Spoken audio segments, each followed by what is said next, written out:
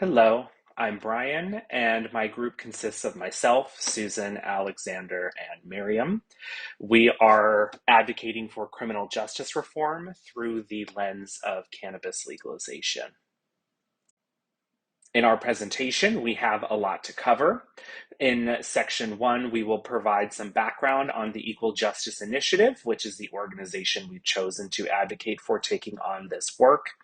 Section two, we will outline our allies and partners in this effort.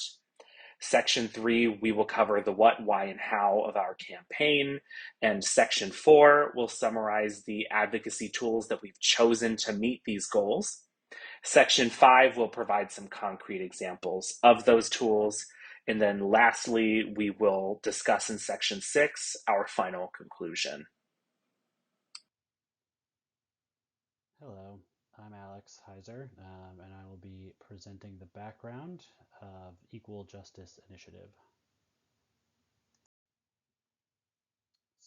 Equal Justice Initiative is a 501c3 nonprofit that provides legal representation to people who have been illegally convicted, unfairly sentenced, or abused in state jails.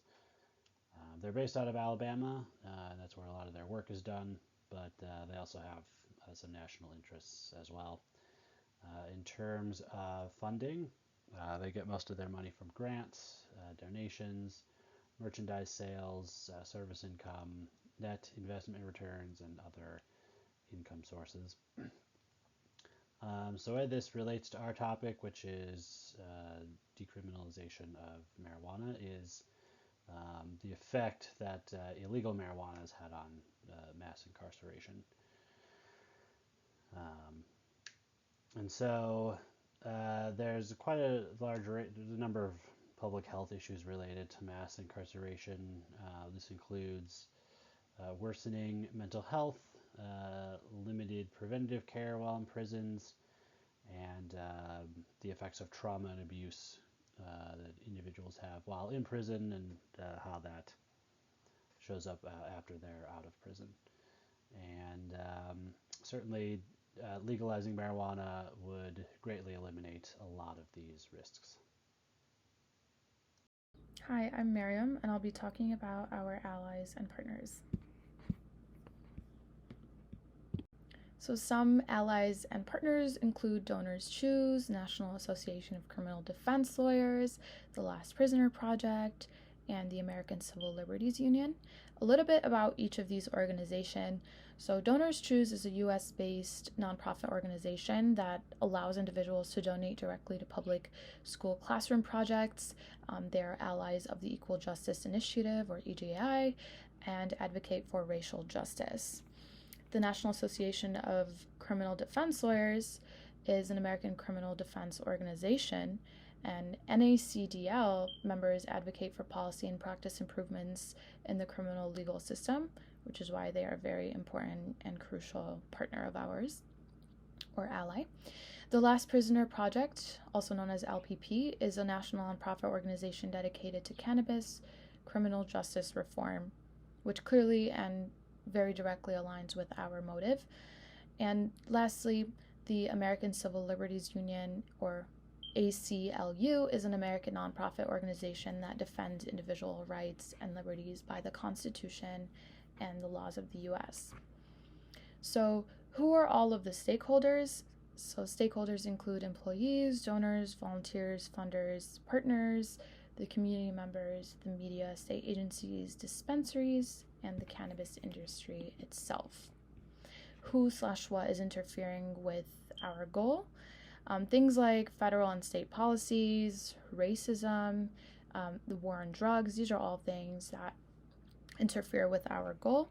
There are multiple barriers. So federal and state policies are complicated when it comes to cannabis, as it is illegal federally, but is legal in many states. This makes things like traveling from state to state, which is a fairly simple thing to do, very difficult. In addition to policy complications, racism interferes with the legalization and decriminalization of cannabis use, as it is deeply embedded institutionally and systemically. Historically, the US government painted cannabis as a substance flowing across the border, like immigrants from Mexico. So, this is one example of how cannabis, or the legalization of cannabis, or cannabis itself, can be or is directly related to racism. Also, in terms of the war on drugs, this has been an effort in the US since the 1970s to combat illegal drug use by greatly increasing penalties, enforcement, incarceration for drug offenders. However, research shows that 2/3 of all people in state prisons for drug offenses are people of color. And due to the inequitable laws, minority groups in America, like Black people and Latinx people, have been disproportionately affected by stigmatization. Up next, we have the approach of our advocacy campaign. We want criminal justice reform via legalization of cannabis and redress of criminalization. We want it because the war on drugs and criminalization of cannabis resulted in the targeting and imprisonment of communities of color. By legalizing cannabis, we acknowledge how past harms have contributed to an abuse of the justice system. And then we plan to do it through a mix of advocacy and direct action organizing. We are looking for outcomes of federal legalization of medical and recreational cannabis, release of prisoners convicted of cannabis offenses, both the use and or possession of, retroactive and automatic expungement of low-level cannabis offenses. People should not have to spend another day in court trying to argue for expungement, nor should they have to pay to get their records expunged. Financial support to help reintegrate these persons back into society. Financial and business support to aid entrepreneurs of color in setting up businesses to sell cannabis. Trainings in all jurisdictions to prevent police officers from targeting communities of color, as well as periodically bringing advocates into those jurisdictions to review prosecutions to prevent reversion to unfairly targeting people for use and or possession. Then finally, direct action organizing to empower communities that have been impacted by the war on drugs and abuses of the criminal justice system to tell their stories to representatives at the state, local, or even the federal level, as well as stakeholders to help inform and ensure lasting change. From the list provided in the advocacy toolbox that we have referred to throughout HPA 432, there are many tools that the Equal Justice Initiative, or EJI, could leverage to support its goals, mission, and the expansion of its advocacy efforts to focus on the decriminalization of cannabis use. One of the most effective tools would be social media campaigns. EJI is active on Twitter, now X, Facebook, Instagram, and YouTube. Advocates for their initiatives can raise awareness by sharing news, resources, events, and calls to action on their personal platforms. This engagement targets everyone from local communities to the media to legislators at all levels, as well as donors. These posts can take on an emotional element, sharing personal stories of those who are incarcerated or impacted by racism, and appeal to those who can influence this space or perhaps educate people unaware of the extent of these issues. Litigation or testimony is another helpful tool in their toolbox. Founded by public interest lawyer Brian Stevenson, EJI has provided law services to the poor, incarcerated, and condemned for over 30 years, leading to landmark rulings by the U.S. Supreme Court in thousands of cases. Building upon this success and experience, this tool will be effective in fighting wrongful convictions related to low-level cannabis offenses. Collaboration and partnerships are essential to EJI's continued success, especially as it enters this new arena. With a current staff of only about 150 in Alabama, continuing to identify and build collaboration with allies and organizations around the U.S., especially those focused on the issue of cannabis legalization and reform, will be crucial in making a stronger, broader impact. Opinion polls and other research will also be important to supporting a new focus area. EJI has surveyed all 50 states in the past around issues such as the court's indifference to racial bias in jury selection. In expanding its advocacy to include cannabis reform, polls could be informative to understanding current stakeholder perspectives on the issue and using that information to frame messaging and future tactics. Additionally, media advocacy from press releases to op-eds will be meaningful in sharing successes, highlighting issues, and encouraging change.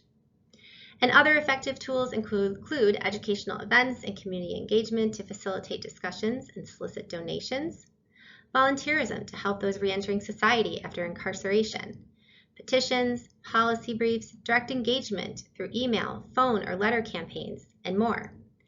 And as noted, these tools can target major stakeholders ranging from government to allies to schools and beyond. When it comes to those tools that will be the least effective for EJI, those that rise to the top of the list are lobbying, bird dogging, and in particular, protests and resistance, as EJI is committed to minimizing criminalization and violence.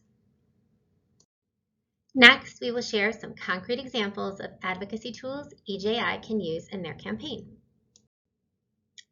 The first example of an advocacy tool our team created for EJI is a press release announcing the expansion of its work to focus its advocacy efforts on the decriminalization of cannabis use, including the release of those convicted for low-level offenses and the expungement of individual criminal records. The release highlights the alignment of this work with its current focus on addressing wrongful convictions and unfair treatment of marginalized communities within the criminal justice system. Quoting its founder, the press release highlights the focus areas of EJI's advocacy work, provides background on the organization, and invites contact from the media and others to learn more and engage. So one of the concrete examples we're going to use here is the policy brief. So one of the ways that mass incarceration can be addressed is through the legalization of marijuana at the national level.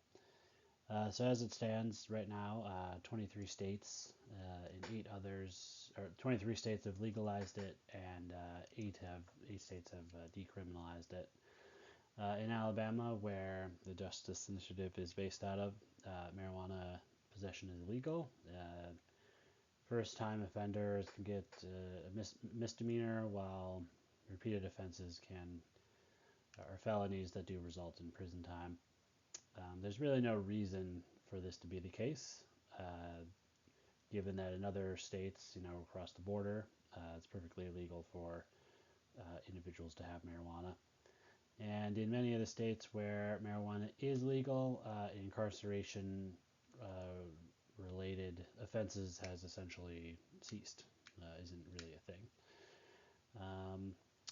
At the national level, in 2022, the House of Representatives passed the Marijuana Opportunity Reinvestment and Expungement Act, which would decriminalize marijuana at the national level, but the Senate never took it up, and so this should be attempted again. In Alabama, again where it's illegal, one of the senators there, Bobby Singleton, has repeatedly put forth a bill to decriminalize it, but is yet to get put into law. So obviously, passing a law to decriminalize marijuana is one route. Another route could be ballot measures. Alabama is a state that does ballot measures. This can also work as well. Missouri, another state, they had a ballot measure for marijuana legalization, and it passed. For our next concrete example, we've outlined a basic letter to the editor template, which would allow people to fill in just a few basic pieces of information and then send it to their local newspapers or electronic media sites. The letter itself provides background for why we're advocating for legalization of cannabis, as well as why we're advocating for the Equal Justice Initiative to take on this effort into their existing criminal justice reform work. This will help widen the audience for our cause and hopefully encourage additional people to engage with this advocacy work. The last concrete example we chose is social media. EJI is active on social media platforms like Twitter, Facebook, Instagram, and YouTube. Advocates for their initiatives like ourselves can raise awareness by subscribing to their platforms and sharing their news, resources, events, and call to action on their personal platforms. This engagement targets everyone from local communities to the media to legislators at all levels to donors. Within these Twitter thread posts, as you can see, dramatic emotional appeals and emphasize things like mass incarceration or how inequitable the laws are very much portrayed. Feel free to pause and take a look. Lastly, we have arrived at our conclusion and our references. Our takeaways here are that these efforts would expand on important work. The Equal Justice Initiative is already doing great work by advocating against prison sentences for drug offenses, as well as treatment for drug users. However, cannabis legalization has increased dramatically over the last decade, so this must be accounted for now. There are already several organizations and stakeholders doing important work, but this is an opportunity for EJI to step up and unite the various efforts and lead the cause. With the tools we outlined just a few moments ago, the wheels are already greased to jump right into the development and implementation of this campaign. Lastly, there are so many beneficial outcomes for the communities impacted by the war on drugs that this work can no longer be put aside for the easier path. The time is now to help ensure a better future. From Susan, Alexander, Meriam, and myself, we would like to say thank you so much for watching our presentation. And on the next slide, you can find our references. If you have any questions, please feel free to reach out to us. Thank you again.